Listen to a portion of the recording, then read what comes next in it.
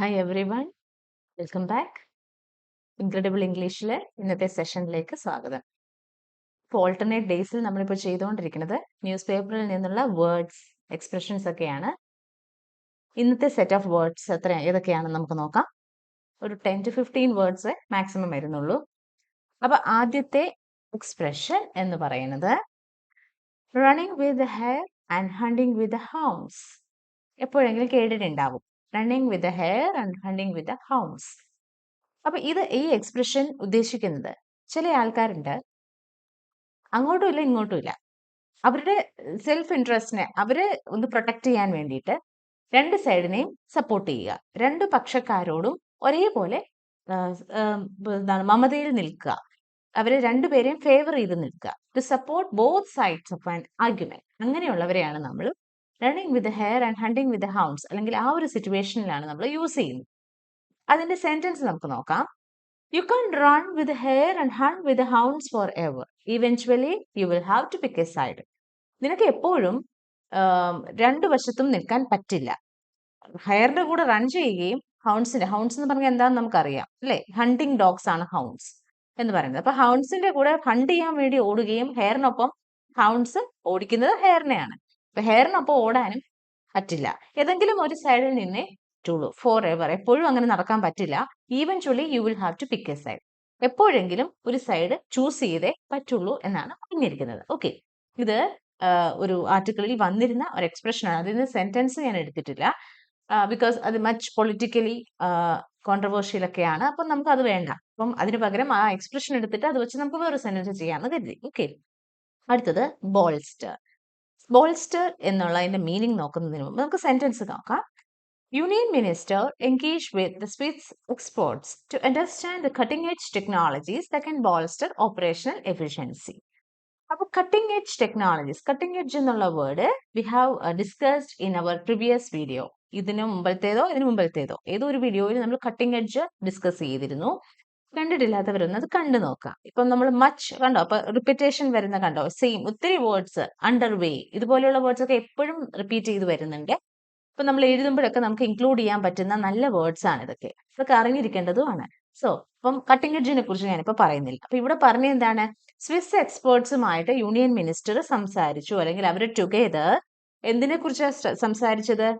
Cutting edge ടെക്നോളജീസിനെ കുറിച്ച് കൂടുതൽ മനസ്സിലാക്കാൻ വേണ്ടി. എന്തിനാണ് ഈ technologies? That can bolster operational efficiency. ഏതെങ്കിലും ഒരു കാര്യത്തിന്റെ ഓപ്പറേഷണൽ നടത്തുന്ന രീതി ഒന്ന് ബോൾസ്റ്റർ ചെയ്യാൻ വേണ്ടിയിട്ട് യൂണിയൻ മിനിസ്റ്റർ സ്വിസ് എക്സ്പേർട്സുമായിട്ട് സംസാരിച്ചു എന്നാണ് പറഞ്ഞിരുന്നത്. അപ്പോൾ ബോൾസ്റ്റർ എന്ന് പറഞ്ഞാൽ സ്ട്രെങ്തൺ ചെയ്യുക എന്നാണ്, അല്ലെങ്കിൽ ഓപ്പറേഷണൽ എഫിഷ്യൻസിയെ സപ്പോർട്ട് ചെയ്യുക, അതിനെ ഒന്നുകൂടെ സ്ട്രെങ്തൺ ചെയ്യുക, ഒന്നുകൂടെ ഒന്ന് ബലപ്പെടുത്തുക, അതിന് വേണ്ടിയിട്ട് സംസാരിച്ചു എന്നാണ് തന്നിരിക്കുന്നത്. അപ്പൊ നമുക്കൊരു സെന്റൻസ് നോക്കാം.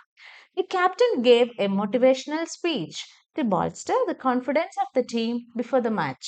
മാച്ചിന് മുമ്പ് അവരുടെ കോൺഫിഡൻസിനെ ഒന്ന് സ്ട്രെങ്തൻ ചെയ്യാൻ, അവരെ ഒന്ന് സപ്പോർട്ട് ചെയ്യാൻ വേണ്ടിയിട്ട് ക്യാപ്റ്റൻ ഒരു മോട്ടിവേഷണൽ സ്പീച്ച് കൊടുത്തു എന്നാണ്. അവരെ ഒന്ന് മോട്ടിവേറ്റ് ചെയ്തു, അവരെ ഒന്ന് മോട്ടിവേഷണൽ സ്പീച്ചിലൂടെ അവരെ ഒന്ന് സ്ട്രെങ്തൻ ചെയ്തു എന്നാണ് പറഞ്ഞിരിക്കുന്നത്. സോ ബോൾസ്റ്റർ മീൻസ് സ്ട്രെങ്തൻ അല്ലെങ്കിൽ സപ്പോർട്ട്. അപ്പം നമുക്ക് ഈ ഒരു വേർഡ്സ് വരുന്ന സിറ്റുവേഷനിൽ നമുക്ക് ഒരു തവണ ഉപയോഗിച്ച് കഴിഞ്ഞാൽ റെപ്പറ്റേഷൻ അവോയ്ഡ് ചെയ്ത് ബോൾസ്റ്റർ എന്നൊരു വേർഡ് യൂസ് ചെയ്യാൻ പറ്റും. Okay, next, set a new low. ഉണ്ടായിരുന്ന അവസ്ഥയിൽ നിന്ന് വളരെ താഴ്ന്ന ഒരു അവസ്ഥയിൽ എത്തുക. മേ ബി അപ്പോൾ തന്നെ ഒരു മോശം അവസ്ഥയായിരുന്നിരിക്കാം, അതിലും താഴ്ന്ന ഒരു അവസ്ഥയിൽ എത്തുക, ഇതുവരെയും കണ്ടിട്ടില്ലാത്ത അത്രയും താഴ്ന്ന ഒരു അവസ്ഥയിൽ എത്തുക. അതാണ് സെറ്റ് എ ന്യൂ ലോ എന്ന് പറയുന്നത്. To reach the worst stage that has not been seen before. അത് ഏത് കാര്യത്തിൽ വേണമെങ്കിലും നമുക്കിത് അപ്ലൈ ചെയ്യാൻ പറ്റും. ഇവിടെ ഒരു സെന്റൻസ് തന്നിരിക്കുന്നത്, his rude behaviour has set a new low for our team. അതായത് ഇതുവരെയും കണ്ടിട്ടില്ലാത്ത ഒരു താഴ്ന്ന അവസ്ഥയിൽ ഞങ്ങളുടെ ടീമിനെ കൊണ്ട് എത്തിച്ചു. അവന്റെ മോശം സ്വഭാവം, അവന്റെ ആ ദേഷ്യത്തിലുള്ള സ്വഭാവം കാരണം ടീം ഇതുവരെയും ഫേസ് ചെയ്തിട്ടില്ലാത്ത, ഇതുവരെയും എത്തിയിട്ടില്ലാത്ത ഒരു താഴ്ന്ന സ്ഥിതിയിൽ എത്തിച്ചു എന്നാണ് പറഞ്ഞിരിക്കുന്നത്. Okay, set a new low. Okay okay ഇവിടെ ഞാൻ വേർഡിന് മുമ്പ് ഒരു സെന്റൻസ് ആണ് തന്നിരിക്കുന്നത്. ISRO is gearing up for its 100th launch from Sriharikota. ശ്രീഹരിക്കോട്ടയിൽ നിന്നുള്ള 100ാമത്തെ ലോഞ്ചിന് വേണ്ടി ISRO, നമ്മുടെ വേർഡ് ഏതാണ്? Gearing up. ഗെറ്റിംഗ് റെഡി എന്നുള്ളതാണ്. Means gearing up means getting ready. 100ാമത്തെ ലോഞ്ചിന് വേണ്ടി ISRO തയ്യാറെടുക്കുന്നു എന്നാണ് അതിന്റെ അർത്ഥം. So our phrase is, our phrasal verb ആയിട്ട് നമുക്ക് പറയാം ഗിയറിംഗ് അപ്പ്. ഗിയറിംഗ് അപ്പിന്റെ meaning preparing or getting ready for something.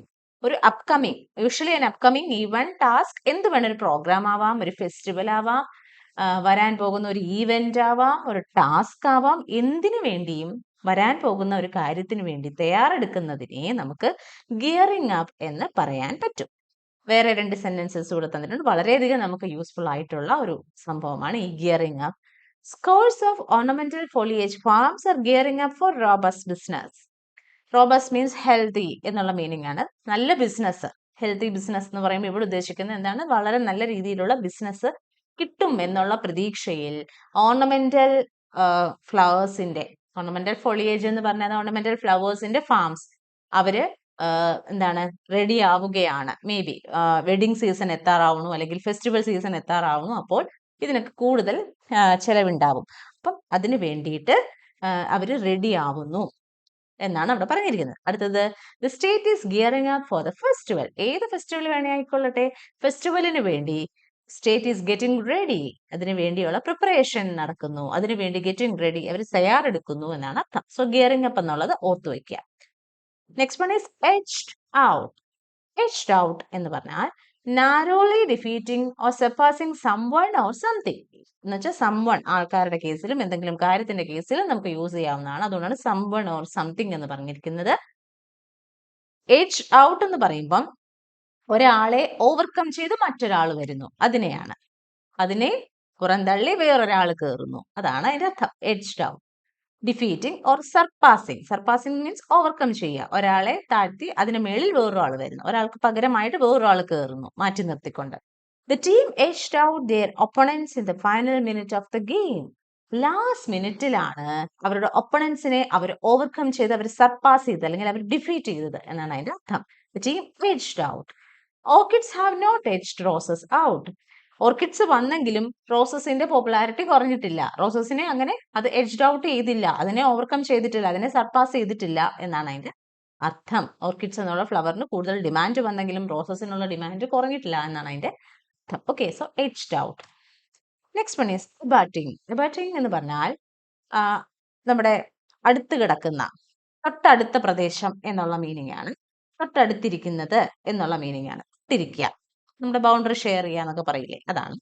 adjacent to or bordering something. The abutting properties share a common fence. അടുത്തടുത്ത് കിടക്കുന്ന പ്രോപ്പർട്ടീസിന് ഒരു കോമൺ ഫെൻസ് ആണ് ഉള്ളത്, common മതിലാണ് ഉള്ളത് എന്നാണ് പറഞ്ഞിരിക്കുന്നതിന്റെ അർത്ഥം. Okay, abutting, adjacent to or bordering something. abutting the land, abutting the sea, abutting the Arabian Sea. അങ്ങനെയൊക്കെ നമ്മൾ പറയുന്നു. അപ്പൊ നെക്സ്റ്റ് എന്നുള്ള മീനിങ് ആണ് വരുന്നിരിക്കുന്നത്. ഓക്കെ, അടുത്തത് ഗ്രൗണ്ട് ബ്രേക്കിംഗ്. അപ്പോൾ ഇതിനു മുമ്പുള്ള ഒരു വീഡിയോയിൽ നമ്മൾ ഗ്രൗണ്ട് ബ്രേക്കിംഗിന്റെ മീനിങ് ആദ്യം പറയാം. ഒരു something that is innovative, pioneering or significantly new. നൂതനമായ എന്നുള്ള മീനിങ് ആണ്. ഇതുവരെയും ചെയ്തിട്ടില്ലാത്ത, പുതിയതായിട്ട് കണ്ടുപിടിക്കുന്ന ഒരു കാര്യം. അപ്പൊ നമ്മൾ അതിനെയാണ് നമ്മൾ ഗ്രൗണ്ട് ബ്രേക്കിംഗ് എന്ന് പറയുന്നത്. പാറ്റേണിൽ നിന്ന്, സെറ്റ് പാറ്റേണിൽ നിന്ന് ഡിഫറെന്റ് ആയിട്ട് വരുന്ന ഒരു കാര്യം, അതിനെ നമുക്ക് ഗ്രൗണ്ട് ബ്രേക്കിംഗ്, അപ്പൊ നൂതനമായ നമുക്ക് പറയാം. ഇതിനു മുമ്പുള്ള ഒരു വീഡിയോയിൽ നമ്മൾ ട്രെയിൽ ബ്ലേസർ ഡിസ്കസ് ചെയ്തിരുന്നു. കണ്ടിട്ടുള്ളവർക്കറിയാം ട്രെയിൽ ബ്ലേസർ എന്നുള്ളതിന്റെ മീനിങ് അതെന്താണെന്നുള്ളതും നോക്കി വെക്കുക ഒന്നുകൂടെ. അന്നും കുറേ നല്ല വാക്കുകൾ നമ്മൾ ഡിസ്കസ് ചെയ്തിട്ടുണ്ട്. അതുപോലെ തന്നെയാണ് ഗ്രൗണ്ട് ബ്രേക്കിംഗ്. ഗ്രൗണ്ട് ബ്രേക്കിങ്ങിനേക്കാളും ഒന്നുകൂടെ ഒരു ടോപ്പ് നോച്ച് വേർഡാണ് ട്രെയിൽ ബ്ലേസർ. അപ്പം യൂസ് ചെയ്യുന്ന ഇൻസ്റ്റൻസും സിറ്റുവേഷൻസും ഡിഫറെന്റ് ആയിരിക്കും. അപ്പൊ അത് കണ്ടു നോക്കുമ്പോൾ അറിയാതെ എവിടെ യൂസ് ചെയ്യും, ഇതെവിടെ യൂസ് ചെയ്യും. ഓക്കെ, സോ ഗ്രൗണ്ട് ബ്രേക്കിംഗ് എന്ന് പറയുന്നത് നമ്മൾ പറഞ്ഞ നൂതനമായ, something which is significantly new. The new phone has ground breaking features. എന്ന് വെച്ചാൽ ഇതുവരെ ഉണ്ടായിട്ടില്ലാത്ത നൂതനമായ ഫീച്ചേഴ്സ് ഉണ്ട് എന്നാണ്. ഗ്രൗണ്ട് ബ്രേക്കിംഗ് ഫിലിം, സെറ്റ് പാറ്റേണിൽ നിന്ന് ഡിഫറെന്റ് ആയിട്ട് വളരെ പുതിയ ആശയങ്ങളും വളരെ ഇന്നോവേറ്റീവ് ആയിട്ടുള്ള കാര്യങ്ങളുള്ള ഒരു ഫിലിം എന്നാണ് അതിന്റെ. സോ ഗ്രൗണ്ട് ബ്രേക്കിംഗ് ഓർത്തിരിക്കുക. Next one is up hill. Hill എന്ന് പറഞ്ഞ പോലെ തന്നെ എന്താണ്, സ്ലോപ്പ് ഇങ്ങനെ കയറി പോവുക, അതാണ് അപ് ഹിൽ എന്ന് പറയുന്നത്. പാത്ത് ദാറ്റ് ഗോസ് അപ്വാർഡ്സ് എന്നുള്ളതാണ് ഒരു മീനിങ്. മേലോട്ട് പോവുക, പാത്ത് ദാറ്റ് ഗോസ് അപ്വാർഡ്സ്, മേലോട്ട് പോവുക, സ്ലോപ്പ് കയറി പോവുക. അതല്ലാതെ നമ്മൾ അപ്ഹില്ലിനെ അപ്ഹിൽ എന്നുള്ള വേർഡിന് നമ്മൾ adverb ആയിട്ടും adjective ആയിട്ടും ഒക്കെ യൂസ് ചെയ്യും. എന്താണ് adverb, adjective എന്നൊക്കെ അറിയാം അല്ലേ? Qualifies the verb, qualifies the noun ഒക്കെയാണ്. സോ അപ്ഹിൽ എന്ന് പറയുമ്പോൾ ഈ പാത്ത് എന്നുള്ളതല്ലാണ്ട് ആ ഒരു പാത എന്നുള്ളതല്ലാണ്ട് ഡിഫിക്കൾട്ട് ഓർ ചാലഞ്ചിങ് സിറ്റുവേഷൻ, അങ്ങനെയുള്ള സിറ്റുവേഷൻ, വളരെ ബുദ്ധിമുട്ടേറിയ അല്ലെങ്കിൽ നമുക്ക് ബുദ്ധിമുട്ടുണ്ടാകും, നമുക്ക് ഫേസ് ചെയ്യാൻ ഡിഫിക്കൽട്ടി ഉള്ള ഒരു സിറ്റുവേഷനെ കുറിച്ച് നമുക്ക് അപ്ഹിൽ എന്ന് പറയാം. നമുക്ക് വളരെ ബുദ്ധിമുട്ടുള്ള ഒരു ടാസ്ക് നമുക്ക് കിട്ടിയാൽ നമുക്ക് പറയാം അപ്ഹിൽ ടാസ്ക് എന്ന് വെച്ചാൽ അതൊരു ചലഞ്ചിങ് ആണ്. അത് എങ്ങനെ ചെയ്യുമെന്ന് അറിയില്ല. അതിനകത്ത് ഒത്തിരി പ്രശ്നങ്ങൾ ഉണ്ടാവാം, നമുക്ക് റിസ്ക് ഉണ്ടാവാം. അപ്പൊ അങ്ങനെയുള്ള സിറ്റുവേഷൻ നമുക്ക് അപ്ഹിൽ ടാസ്ക് എന്ന് പറയാം. ചെയ്തു തീർക്കാൻ പറ്റാത്ത ടാസ്കിനെ I had an uphill task എന്ന് നമുക്ക് യൂസ് ചെയ്യാൻ പറ്റും. അതുപോലെ the road was steep and hill, നമ്മൾ മുമ്പേ പറഞ്ഞ ഫസ്റ്റ് മീനിങ് ആണ്. But that goes upwards, road steep ആണ്, at the same time up hill, മേലോട്ട് കയറി പോകണം എന്നുള്ള മീനിങ് ആണ്. അപ്പൊ ഇവിടെ നമ്മൾ ഓർത്തിരിക്കേണ്ടത് I had an up hill task. ആ സെന്റൻസ് ഒന്ന് ഓർത്തിരിക്കുക. ഡിഫിക്കൽട്ട് ആയിട്ടുള്ള ചാലഞ്ചിങ് ആയിട്ടുള്ള സിറ്റുവേഷനിൽ ജോബ്സിലൊക്കെ നമുക്ക് അപ്പ് ഹിൽ എന്നുള്ള വേർഡ് യൂസ് ചെയ്യാൻ പറ്റും. Okay, next one is conciliatory talks എന്ന് കേട്ടിട്ടുണ്ടാവും. കൺസീലിയേറ്ററി ടോക്സ്, അനുരഞ്ജന സംസാരം, അനുരഞ്ജന ശ്രമങ്ങൾ. കൺസീലിയേറ്ററി അപ്രോച്ച്, കൺസീലിയേറ്ററി എഫേർട്സ് എന്നൊക്കെ പറയും. എന്താ അത്?